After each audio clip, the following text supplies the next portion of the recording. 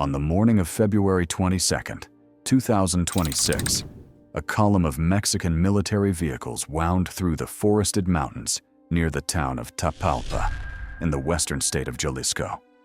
The soldiers were operating on intelligence provided by the United States government.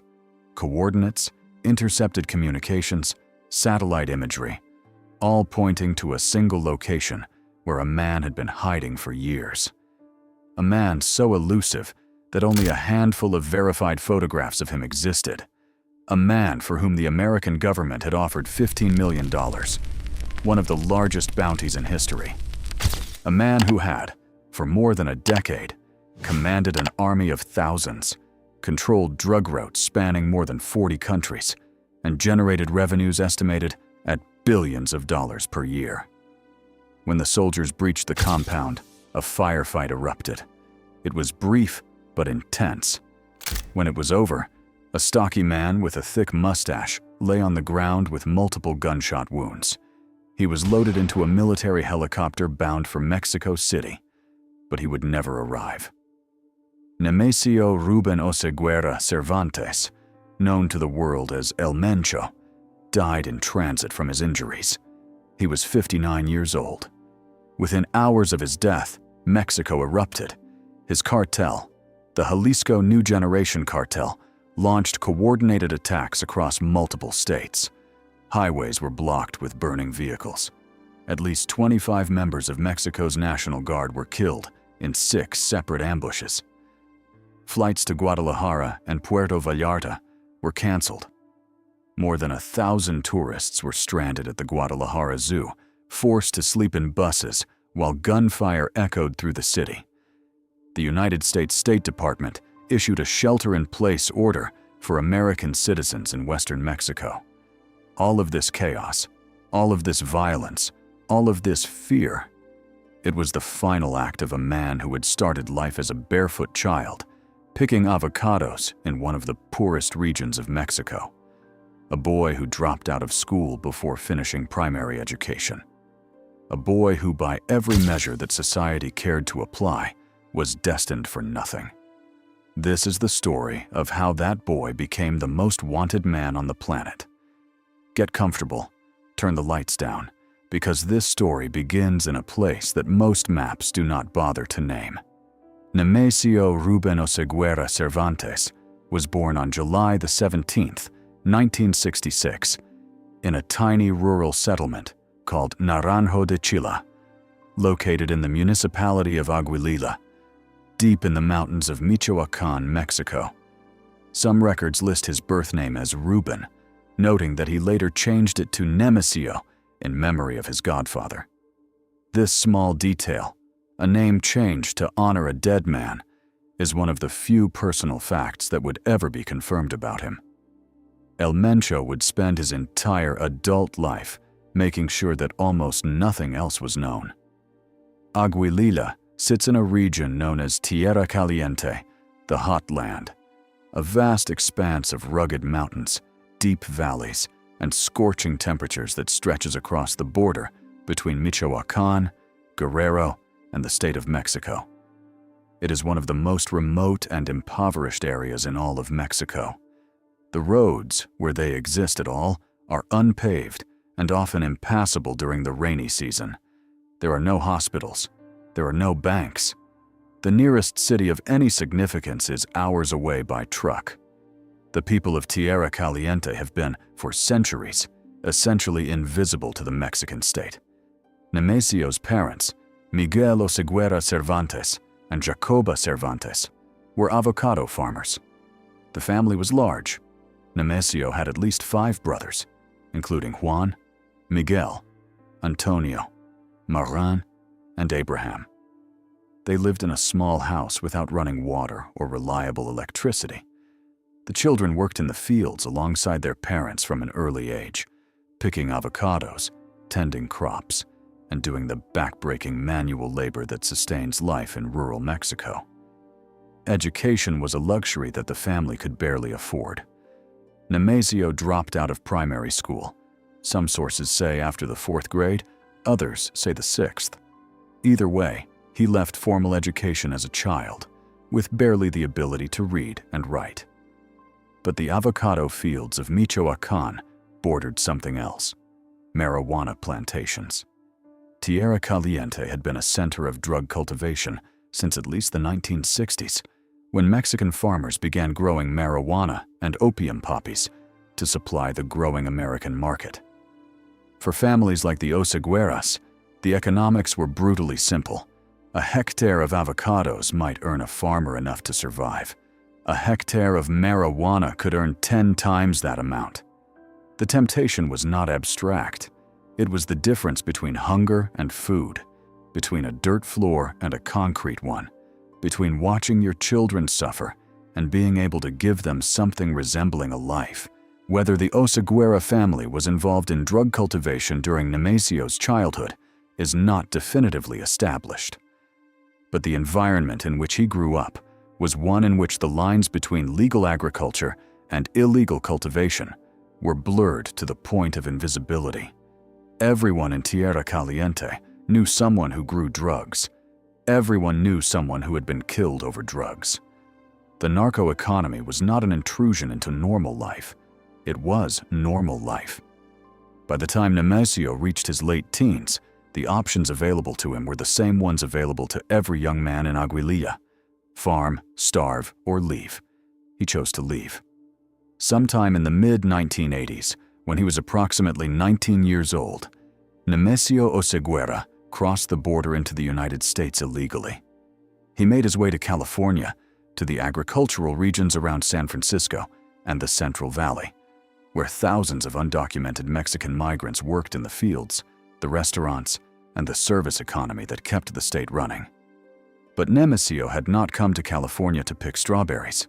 According to court records and Drug Enforcement Administration files, he quickly became involved in drug trafficking, attempting to establish a small heroin distribution network in the San Francisco area. He was not sophisticated. He was not connected. He was a young man from the mountains of Michoacán, with no education, no English, and no understanding of how American law enforcement operated. He was arrested multiple times. Court records show at least 3 separate entries into the United States and multiple encounters with the criminal justice system. In 1994, his luck ran out definitively. Nemesio Oseguera Cervantes was convicted in a California federal court of conspiracy to distribute heroin. He was sentenced to 5 years in federal prison. He served approximately 3 years before being released and deported to Mexico in 1997. He was 31 years old. He had spent nearly a decade in the United States, and he had nothing to show for it except a criminal record, a prison education, and a burning determination to never be poor again. But prison had not been entirely wasted time. American federal prisons in the 1990s were, in a perverse way, graduate schools for organized crime. Inside those walls, Oseguera was surrounded by experienced drug traffickers from every corner of the Americas: Colombian cocaine suppliers, Mexican heroin distributors, American meth cooks, Caribbean smugglers. He learned how distribution networks functioned in the United States. He learned which routes worked and which did not. He learned how American law enforcement operated, its methods, its priorities, its weaknesses. He absorbed knowledge that no business school could have provided and no textbook could have contained. When he walked out of that prison and onto a deportation flight back to Mexico, he carried with him an education that was worth more than any degree. What happened next is one of the most remarkable and improbable chapters in the history of organized crime. Nemesio Oseguera Cervantes, a convicted drug trafficker freshly deported from the United States, returned to Mexico and became a police officer. The details of how this was possible are murky. Background checks in Mexican municipal police forces during the 1990s were notoriously lax, and corruption was endemic at every level. In many small towns across Mexico, police officers were paid so poorly that the job attracted almost no qualified applicants. A man with Oseguera's physical presence, his willingness to use violence, and his knowledge of the criminal world would have been, in a twisted way, an ideal candidate. But the police job did not last long, and it was almost certainly never intended to. It served a crucial strategic purpose. It gave Oseguera an intimate understanding of how law enforcement operated from the inside, which officers could be bribed, which units were competent and which were hollow, which radio frequencies were monitored and which were not, which roads were patrolled and which were ignored. It gave him access to police intelligence databases, to arrest records, to informant networks. And most importantly, it placed him directly in the orbit of the criminal organizations that were already operating in Jalisco, organizations whose power structures he could study, whose weaknesses he could identify, and whose leadership ranks he would soon begin to climb. When he left the police force, the exact circumstances of his departure are unclear. He carried with him a map of the criminal landscape of Western Mexico that almost no outsider could have obtained. He knew who the players were. He knew where the money flowed. He knew which alliances were strong and which were fragile. And he knew, with the certainty of a man who had already spent time in an American prison, that he would rather die than go back. That knowledge, that absolute, non-negotiable refusal to be captured, would shape every decision he made for the rest of his life. To understand El Mencho's rise, you have to understand the landscape of Mexican organized crime in the late 1990s and early 2000s. It was a world in flux.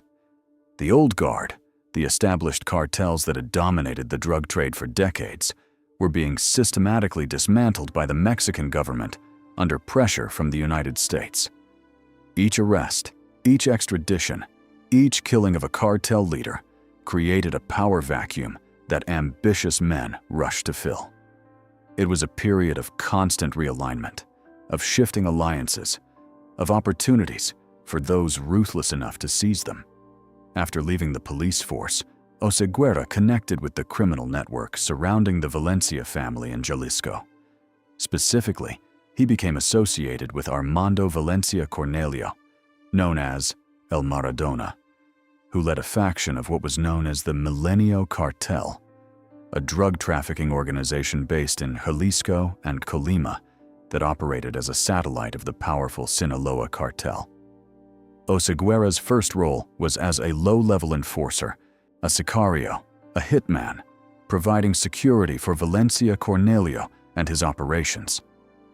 In 1996, Oseguera married Rosalinda Gonzalez Valencia, Armando Valencia Cornelio's sister. This marriage was not merely romantic, it was strategic. It bound Oseguera by blood to the Valencia family and to their associated organization, Los Quenis, a powerful clan that controlled vast financial networks across Western Mexico. Through this marriage, El Mencho gained access to a world of money laundering, real estate, and legitimate business fronts that would later become the financial backbone of his own criminal empire. Together, they would have 3 children, a son, Ruben, who would become known as El Menchito, and 2 daughters, Jessica Johanna and Laisha Michelle. Oseguera proved himself to be an exceptionally capable operator within the Milenio cartel structure. He was disciplined, organized, and utterly ruthless. He rose from hitman to operational commander, overseeing drug shipments, managing distribution networks, and handling the cartel's security operations in Jalisco and neighboring states. He was also, according to multiple intelligence reports, deeply involved with the Sinaloa cartel, serving as an enforcer and logistics coordinator for Ignacio Coronel Villarreal, known as Nacho Coronel, one of the Sinaloa cartel's most important regional leaders. But the arrangement was inherently unstable. In 2003, Armando Valencia Cornelio was arrested by Mexican authorities. His capture left a power vacuum in the Milenio cartel that triggered internal fighting. Then, in July 2010, Nacho Coronel was killed during a military operation in Zapopan, Jalisco. His death removed the Sinaloa cartel's direct oversight of the Jalisco drug trade. And in October 2009, Oscar Orlando Nava Valencia, known as El Lobo, the operational leader of the Milenio cartel, was arrested. His brother Juan Carlos followed months later. In the span of roughly 18 months, the entire leadership structure above El Mencho had been removed, by arrest, by death, or by extradition. The Milenio cartel fractured into two warring factions. One faction, known as La Resistencia, was led by figures loyal to the old guard. The other faction was led by El Mencho and called itself Los Torcidos, and later Los Mata Zetas, the Zeta Killers, positioning themselves as vigilantes fighting against the hated Zetas cartel that had been terrorizing civilians across Mexico. This rebranding was a stroke of genius. By calling themselves the Zeta Killers, El Mencho's group gained a veneer of legitimacy in the eyes of the public. They released propaganda videos denouncing the extortion and violence committed by rival organizations against ordinary citizens. They presented themselves not as criminals, but as protectors. It was a page taken directly from Pablo Escobar's playbook, and it worked. Local populations in Jalisco, desperate for relief from the predation of other cartels, initially welcomed the group. The war between La Resistencia and Los Mata Zetas was brief and devastating. El Mencho's forces prevailed. By 2010, the losing faction had been largely eliminated or driven underground. And from the ashes of this internal conflict, a new organization emerged. El Mencho renamed his group the Cartel de Jalisco Nueva Generación, the Jalisco New Generation Cartel, the CJNG. The name was deliberate. It declared a break from the old ways, a new generation of narco power. And at its head stood a man who, just 13 years earlier, had been a convicted felon deported from the United States with nothing but the clothes on his back. Under El Mencho's leadership, the CJNG embarked on a campaign of expansion that was breathtaking in its speed, its ambition, and its violence. In less than a decade, the cartel would grow from a regional faction in Jalisco to the most powerful criminal organization in Mexico, with operations spanning more than 40 countries across 5 continents. El Mencho's approach to building his empire differed fundamentally from that of previous cartel leaders. Joaquin El Chapo Guzman, the former head of the Sinaloa cartel, had built his organization through personal relationships, family ties, and a certain rough charisma. El Mencho built his through terror, discipline, and military-grade organizational structure. He did not seek to charm his rivals into alliances. He sought to destroy them. The CJNG's military capabilities were extraordinary for a criminal organization. They employed armored vehicles, pickup trucks, and SUVs fitted with steel plating that could withstand small arms fire. They deployed improvised explosive devices. They used drones, both for surveillance and, in some cases, to drop small explosives on enemy positions. They recruited former military and police personnel, offering salaries far higher than anything the government could match. They trained their sicarios in military tactics. They maintained a communications infrastructure that included encrypted radios, satellite phones, and their own counter-surveillance teams. On May 1, 2015, the CJNG demonstrated its capabilities in a way that shocked Mexico and the world.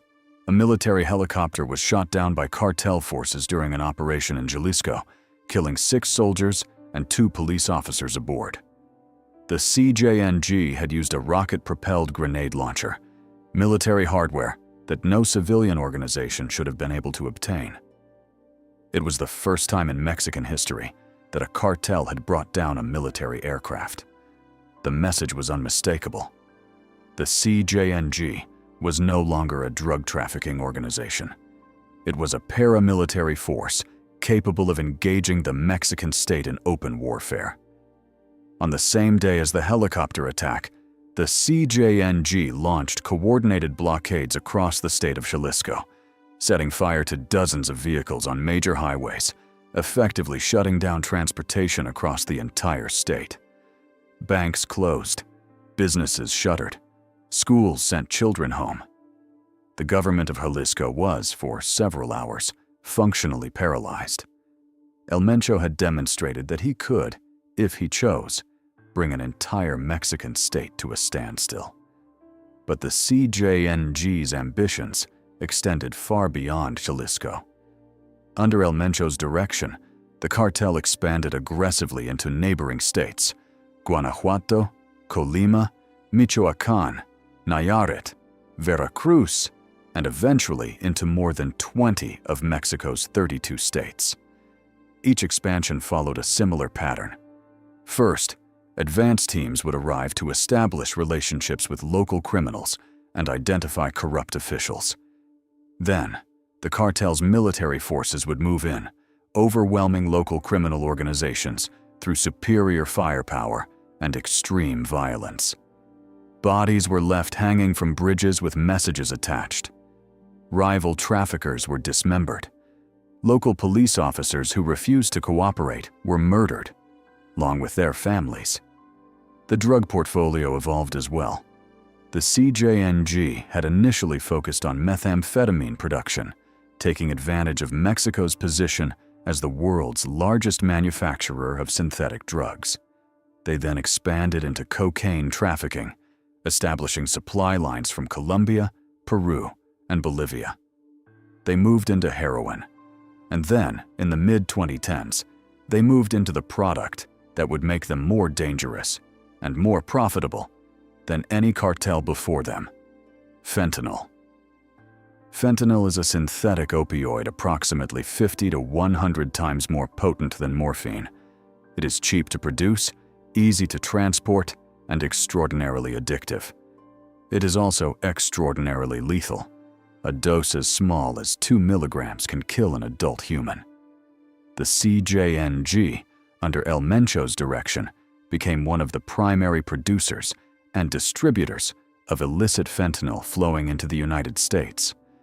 They imported precursor chemicals from China, manufactured the drug in laboratories across Mexico, and smuggled it across the border in quantities that were measured not in kilograms, but in tons.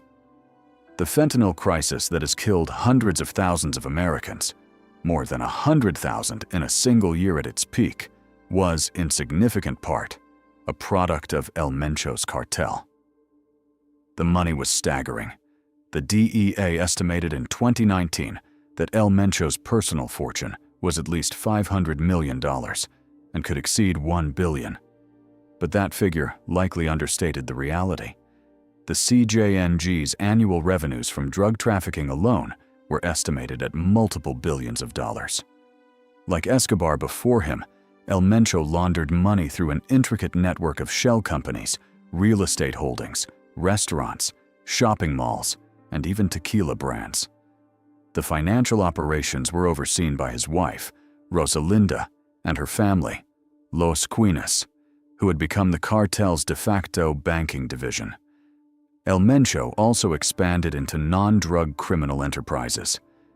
The CJNG engaged in massive fuel theft from Mexico's state oil company, Pemex, tapping into pipelines and stealing millions of liters of gasoline and diesel. They ran extortion rackets targeting businesses, farmers, and avocado exporters. A bitter irony, given that El Mencho himself had once been an avocado farmer. They engaged in illegal mining. They controlled ports on Mexico's Pacific coast, using them to receive drug shipments from South America and chemical precursors from Asia. They were, in every meaningful sense, a diversified criminal conglomerate, with revenues rivaling those of legitimate multinational corporations. The CJNG's international reach was unprecedented for a Mexican cartel. According to the U.S. State Department, the organization had established contacts and operations in more than 40 countries. In the United States, CJNG cells operated in virtually every major city, from Los Angeles to New York, from Chicago to Atlanta. They had established distribution networks in Europe, where cocaine demand was growing rapidly, particularly in Spain, the United Kingdom, the Netherlands, and Italy. They had connections in Australia, where methamphetamine prices were among the highest in the world, making it an extraordinarily profitable market. They had established relationships with criminal organizations in Asia, particularly in China, for the procurement of fentanyl precursor chemicals, and they had operational footholds in Central America, the Caribbean, and South America, using these regions as transshipment points for cocaine moving north toward the United States. This global expansion was managed with a level of sophistication that surprised even experienced intelligence analysts. The CJNG employed financial professionals, accountants, lawyers, and bankers who moved money through international financial systems with a fluency that rivaled legitimate corporations. They used cryptocurrency. They operated front companies that engaged in real international trade, mixing legitimate commerce with drug proceeds in ways that were extraordinarily difficult for authorities to untangle. They invested in real estate in countries from Mexico to the United States to Europe to Southeast Asia. The organization had, in effect, built a shadow multinational corporation, one that obeyed no laws, paid no taxes, and enforced its contracts not through courts, but through violence. The cartel's relationship with the Mexican state was complex and deeply corrupting. The CJNG did not merely bribe individual police officers or politicians, although they certainly did that on a massive scale. They infiltrated institutions. They placed their people inside municipal police forces, state police departments, the military, the judiciary, and the political establishment. In some regions of Mexico, the CJNG effectively functioned as a parallel government, providing security, resolving disputes, and controlling economic activity in areas where the legitimate state had retreated or never existed in the first place. They decided who could farm and what they could grow. They decided which businesses could operate and how much they would pay in extortion. They decided who lived and who died. In these territories, the law of the state was a theoretical concept. The law of El Mencho was the only reality. The violence that accompanied this expansion was extreme, even by the standards of the Mexican drug war, which had already produced some of the most horrific acts of brutality in the Western Hemisphere.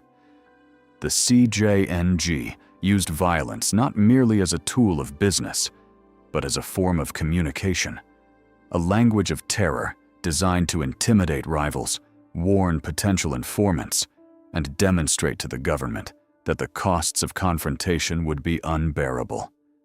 They hung bodies from highway overpasses. They left dismembered remains in public plazas with narco-mantas attached. Hand-painted banners bearing messages to rivals, authorities, or the general public. They uploaded execution videos to social media. They killed not just their enemies, but their enemies' families, wives, children, parents. The message was clear. If you cross the CJNG, no one you love is safe. Perhaps the most remarkable thing about El Mencho was how little anyone knew about him. In an age of social media, surveillance cameras, and global digital connectivity, the leader of Mexico's most powerful criminal organization managed to remain almost entirely invisible. While El Chapo Guzman had given interviews to Sean Penn, posed for photographs, and maintained a personality cult, El Mencho operated as a ghost. Only a handful of confirmed photographs of him existed at the time of his death. Most were old, taken during his arrests in the United States in the early 1990s.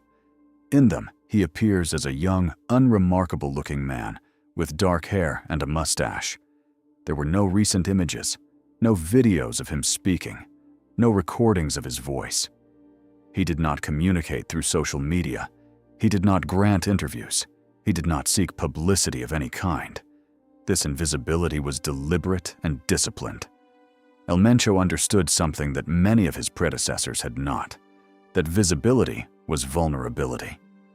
El Chapo had been captured in part because of his vanity, his desire to be seen, to be admired, to live a life of ostentatious luxury that made him easy to track. El Mencho chose the opposite path. He lived simply, at least by cartel standards. He moved constantly. He used couriers instead of phones. He trusted almost no one outside his immediate family. He was, in the words of one DEA agent, the most paranoid and disciplined drug trafficker the agency had ever encountered. He was also known for other personal quirks that stood in stark contrast to his brutal professional life. He was reportedly a devout Catholic who kept religious images and artifacts wherever he stayed. He was deeply interested in cockfighting, earning him the secondary nickname El Señor de los Gallos, the Lord of the Roosters. He maintained a personal menagerie of fighting roosters that he reportedly cared for with genuine affection. It was an oddly pastoral hobby for a man responsible for thousands of deaths. His health became a subject of intense speculation in his later years. Multiple intelligence reports suggested that El Mencho suffered from serious kidney disease, possibly requiring dialysis. This medical vulnerability may have been one of the factors that ultimately limited his mobility and contributed to his capture. In February 2022, rumors circulated widely in Mexico that El Mencho had died of kidney failure in a private hospital in Guadalajara. Narco mantas, messages written on banners and left in public places, appeared in the city of Colima, claiming to confirm his death. The rumors were eventually dismissed, but they illustrated how little concrete information existed about the man, even within the criminal underworld. His elusiveness created an almost mythological aura. In the communities of Tierra Caliente where he had grown up, some people spoke of him with a mixture of fear and reverence. He was the local boy who had risen to unimaginable power. He was proof that even the poorest, most forgotten people in Mexico could bend the world to their will if they were willing to pay the price. Whether anyone around them was willing to pay that price too was, of course, a question that El Mencho never bothered to ask. While El Mencho himself remained in the shadows, the people closest to him were systematically hunted, arrested, and dismantled. The strategy employed by Mexican and American authorities was clear. If you cannot catch the king, take his court apart piece by piece. The first major blow came in June 2014, when his son, Ruben Oseguera Gonzalez, known as El Menchito, was arrested by Mexican authorities. Ruben had been regarded as the cartel's second-in-command, his father's designated heir and operational right hand. He was released from prison several times for lack of evidence, only to be rearrested on new charges each time.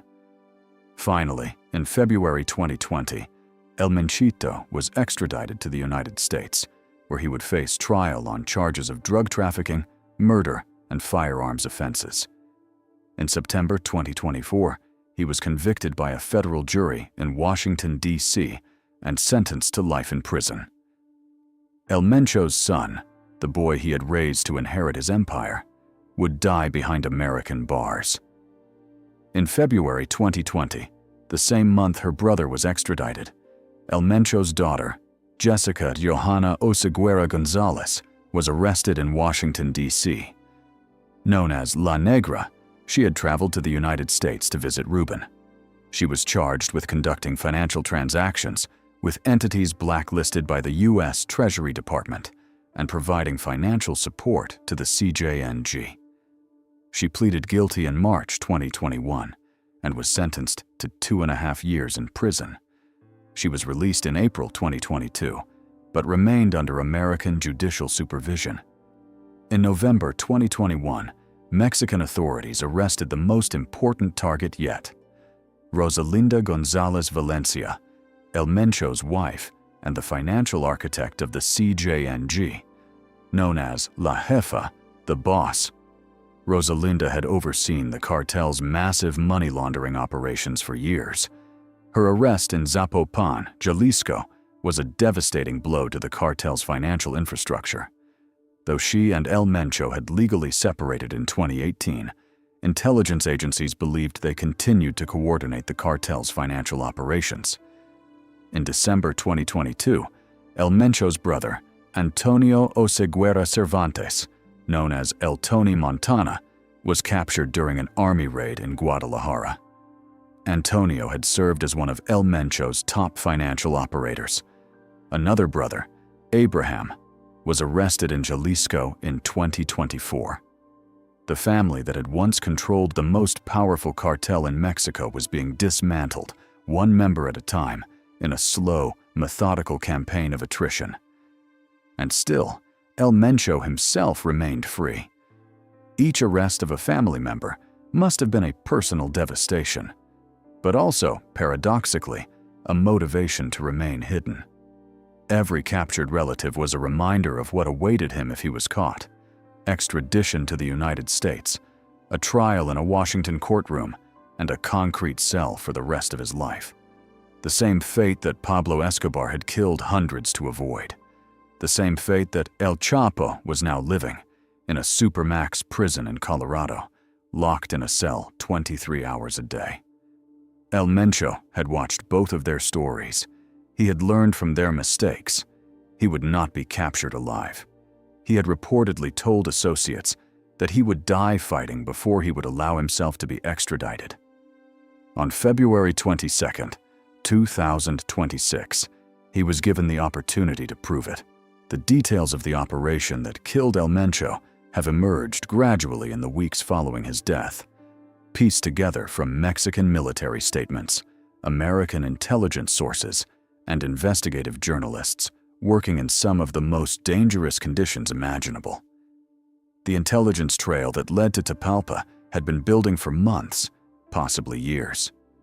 American agencies, the DEA, the CIA, and the National Security Agency had been working in close coordination with Mexican military intelligence to narrow down El Mencho's location. The task was extraordinarily difficult. El Mencho had spent more than a decade perfecting the art of invisibility. He used no cell phones, or if he did, he used them only once before discarding them. He communicated through trusted couriers who carried verbal messages. He changed locations frequently, never staying in one place long enough for surveillance to lock on.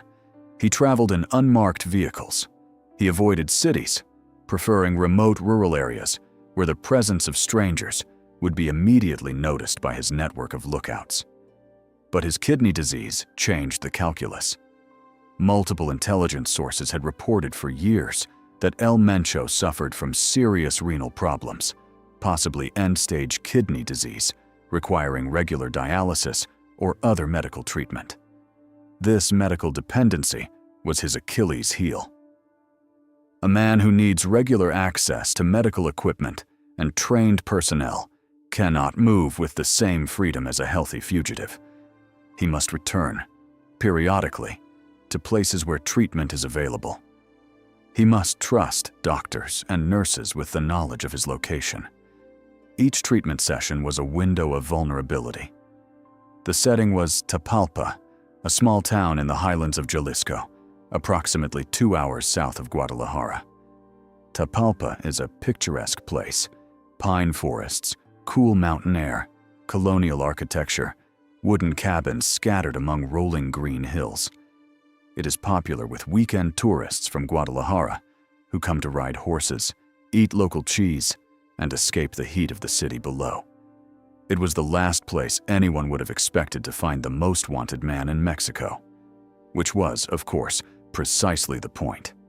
El Mencho had been hiding in plain sight, in a region so peaceful and so seemingly innocent that it would not have attracted a second glance from casual observers. On the morning of February 22nd, Mexican Army Special Forces units, reportedly from the Fuerzas Especiales and supported by elements of the Mexican Marines, moved into position around the compound where El Mencho was believed to be located. The operation had been planned meticulously. The military had learned painful lessons from previous failed attempts to capture cartel leaders, including the disastrous 2015 operation when CJNG forces shot down a military helicopter. This time, they came with overwhelming force, multiple blocking positions to prevent escape, and air support that could respond to any attempt at armed resistance. When the soldiers breached the compound, they encountered immediate resistance from El Mencho's bodyguards. A firefight erupted. It was intense but brief. The bodyguards, despite their training and firepower, were outmatched by the military's numbers and preparation. Several bodyguards were killed. Others were captured. And in the chaos of the assault, El Mencho himself was struck by multiple rounds. The soldiers secured the compound and found their target wounded, but still alive. Inside the hideout, they reportedly discovered religious icons, personal effects, medical equipment consistent with kidney treatment, and communications devices. The man who had been invisible for more than a decade was finally in government hands.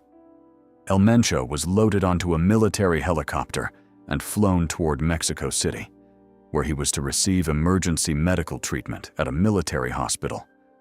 But his injuries were too severe. The bullet wounds, combined with his already compromised health from years of kidney disease, were more than his body could survive. Somewhere over the mountains of central Mexico, at an altitude of thousands of feet, the man who had been born in the dirt of Aguililla and had risen to command a criminal empire that spanned the globe, died. He was 59 years old. He had spent his entire adult life building something monstrous, and he had not lived to see his 60th birthday.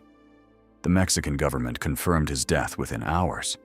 What followed was something that Mexico had not seen in decades, a coordinated nationwide eruption of cartel violence that lasted for days. CJNG operatives, apparently following pre-planned protocols for exactly this scenario, launched attacks across multiple states. They set fire to vehicles on major highways, creating blockades that shut down transportation corridors across western Mexico. They ambushed National Guard patrols, killing at least 25 guardsmen in 6 separate incidents. They attacked businesses, government buildings, and infrastructure. In Guadalajara, Mexico's second-largest city, smoke rose from burning cars and gunfire echoed through residential neighborhoods. The violence was so severe that American and Canadian airlines immediately suspended flights to Guadalajara and Puerto Vallarta, stranding thousands of tourists. The U.S. State Department issued an extraordinary shelter-in-place order for all American citizens in western Mexico. More than 1,000 people were trapped at the Guadalajara Zoo, unable to leave the grounds safely, and were forced to spend the night sleeping on buses in the parking lot while the city burned around them. It took several days for the Mexican military to restore a semblance of order, but the message had been delivered. Even in death, El Mencho could set Mexico on fire. In the aftermath of El Mencho's death, analysts and law enforcement officials began assessing what his elimination would mean for the CJNG and for Mexico's broader war against organized crime. The consensus was sobering, probably not much. The CJNG, unlike some previous cartels, was not built entirely around one man's personality. El Mencho had constructed an organization with a degree of institutional resilience, regional commanders who operated with significant autonomy, financial networks that functioned independently, and a military structure that could continue to operate without centralized leadership, at least in the short term. The cartel would likely fragment, with regional bosses competing for control, but the drug trade itself would continue uninterrupted. This had been the lesson of every major cartel leader's death or capture in Mexican history. When the Guadalajara cartel's leader was arrested, the Sinaloa and Tijuana cartels emerged. When the Sinaloa cartel was weakened by El Chapo's capture, the CJNG filled the vacuum. When the Zetas were dismantled, smaller organizations absorbed their territory. The demand for drugs in the United States remained constant. The supply chains adapted. The money flowed. Only the names on the organizational charts changed. The fentanyl crisis, which El Mencho's cartel had done so much to fuel, showed no signs of abating. The precursor chemicals continued to arrive from China. The laboratories continued to operate in the mountains of Jalisco and Michoacan. The finished product continued to cross the border in trucks, tunnels, and packages, killing Americans at a rate that dwarfed the casualties of most wars. El Mencho's death would not save a single life from fentanyl overdose. What remained of El Mencho himself was remarkably little. He had no public legacy, no monuments, no neighborhoods named after him. Unlike Escobar, he had not built houses for the poor or funded community projects. Unlike El Chapo, he had not cultivated a folk hero persona. He had been, by design, invisible. And in death, that invisibility meant that there was almost nothing to remember him by. No photographs on living room walls, no corridos sung in his honor by narco balladeers, or at least none that he had encouraged. He had sought to be a shadow, and shadows do not leave monuments. His family was scattered across prisons in the United States and Mexico. His wife was in Mexican custody. His son was serving a life sentence in an American prison. His daughter had served time and been released under judicial supervision. His brothers were behind bars. The dynasty he had attempted to build had been demolished while he was still alive to watch it happen. In the end, the man who had commanded thousands could not protect the people he loved most. And in Aguililla, Michoacan, in the mountains of Tierra Caliente, the avocado fields still grew. The children still walked barefoot to school when there was a school to walk to. The roads were still unpaved. The hospitals were still absent. The poverty that had produced Nemesio Oseguera Cervantes had not changed in 60 years. It was waiting, patiently, to produce the next one. El Mencho lived for 59 years. He rose from a world of dirt floors and avocado fields to command an empire that stretched across more than 40 countries and generated billions of dollars. He evaded capture for over a decade, while the American government offered $15 million for his head. He built an army that could shoot down military helicopters and shut down entire states. And in the end, he died on the floor of a mountain compound in Jalisco, bleeding out from gunshot wounds, and his cartel set his country on fire to mourn him. His story is in many ways more disturbing than Pablo Escobar's. Escobar, for all his violence, had a public face. He built things. He ran for office. He wanted to be loved. El Mencho wanted none of that. He wanted only power, and he wanted it in the dark. He did not build houses for the poor. He did not fund soccer teams. He did not seek the admiration of the masses. He sought only to be feared, and in that ambition, he succeeded absolutely. But perhaps the most disturbing thing about El Mencho's story is its inevitability. He was not an aberration.